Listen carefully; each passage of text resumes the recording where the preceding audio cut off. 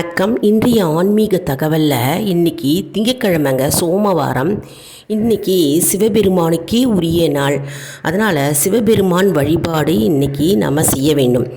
மாலை பொழுதில் அருகே உள்ள கோவிலுக்கு போய் நம்ம சிவபெருமானை 108 முறை நம்ம வலம் வந்தால் நம் வேண்டுதல்கள் நிறைவேறும். அப்படி இல்லை என்றால் நம்ம அபிஷேக பொருள், அர்ச்சனை பொருள்கள் வாங்கி கொடுக்கலாம். அப்படி இல்லை என்றால் மனதார சிவபெருமான் நாமத்தை ஓம் நமச்சிவாய என்று 108 முறை வீட்லேயும் சொல்லலாம், கோவில்லையும் சொல்லலாங்க.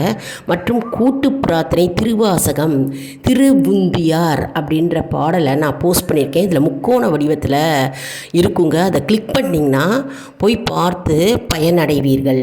நிறைய கூட்டு பிரார்த்தனை பாடல்கள் வந்துக்கிட்டே இருக்குங்க. திருவாசக பாடல் அற்புதமான அருமையான பாடல். எல்லாரும் பாடி பயனடைவீர்கள்.